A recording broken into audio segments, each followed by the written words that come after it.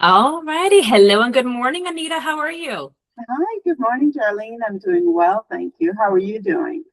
I'm doing amazing myself. I appreciate you asking.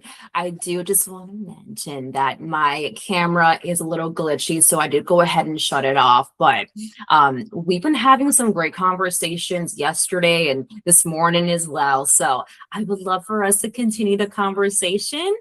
Um, if you don't mind, tell me a little bit about your professional experience.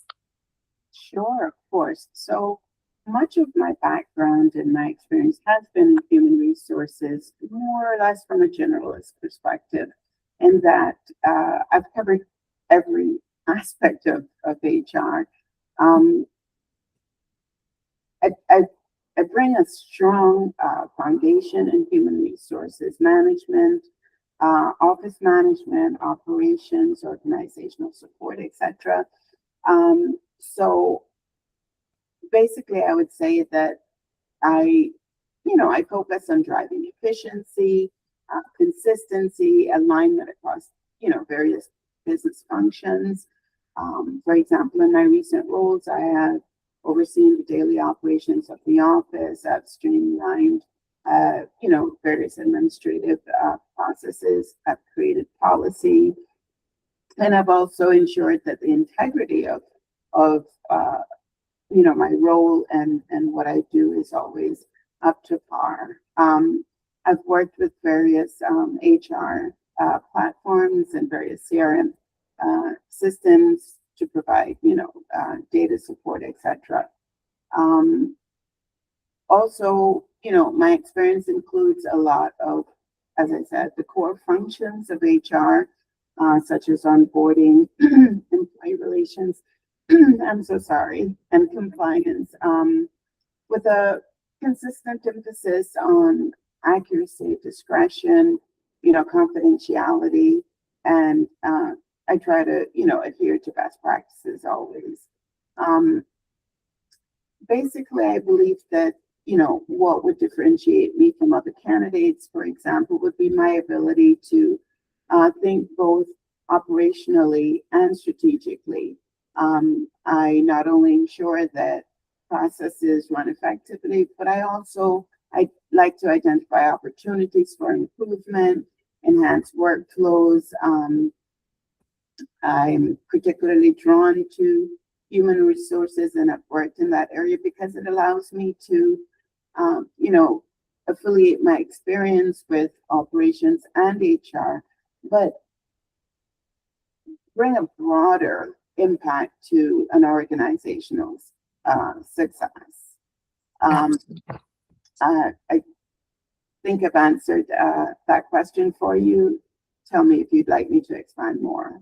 Yeah, no worries. You actually were spot on with your introduction, with your professional experience. You definitely gave us more insight to, your experience with HR, not only HR, right, but in the office operations side of things as well. So I appreciate that, and it gave me some more information as well. So again, I appreciate that. I wanted to talk a little bit more about your experience with the onboarding, perhaps offboarding, if you did any SOPs. Would you mind telling me a little bit more reference to that? Sure. So I've done massive onboarding and I've done, in essence, I've worked in organizations, for example, General Dynamics, where I've, recruited for a extremely large call center Mhm. um, and had to onboard, upwards 50 and above, people at one time. Um, and repeatedly doing that to fill various positions in the call center. So in terms of my onboarding experience, I've done everything from put together templates to ensure that processes are carried out, that nothing's missed.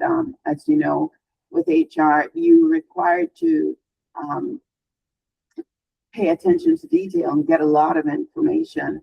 And it's crucial to make sure that information is accurate for the systems, but also to ensure that that the employee is onboarded Yeah. successfully. Um, in terms of onboarding, was there anything else in that area that you wanted me to expand on, or? Yeah, I mean, I would say, as far as onboarding, I would assume, the drug testing aspect, background checks, running that.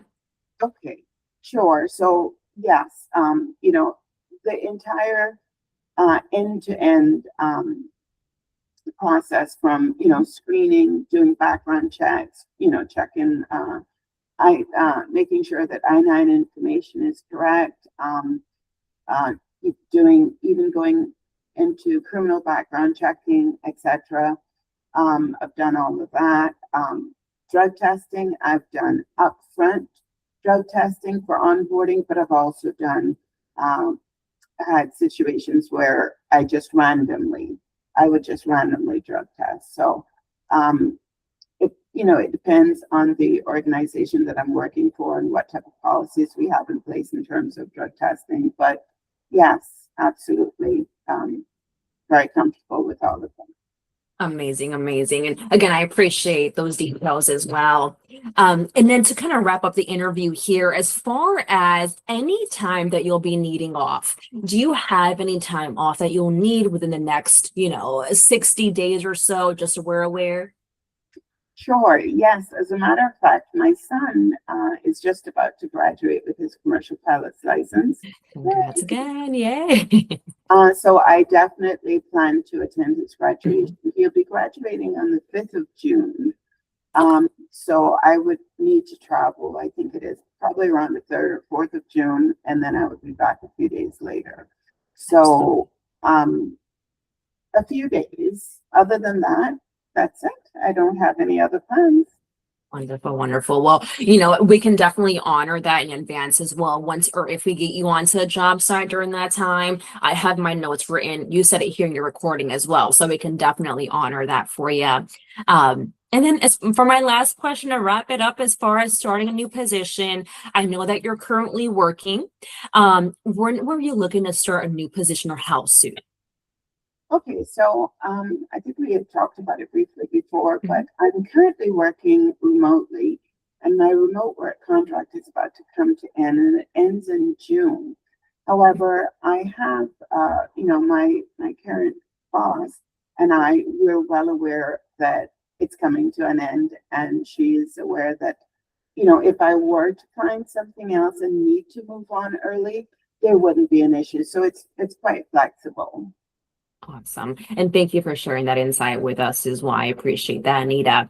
As far as the interview, you definitely gave us all the neat details that we need as far as your professional experience. So again, I appreciate that aspect. Truly a pleasure getting to see you virtually as well. We've had some great conversations on the phone. So I am going to go ahead and conclude the interview. If you don't mind, stay with me really quickly. I want to continue chatting with you still.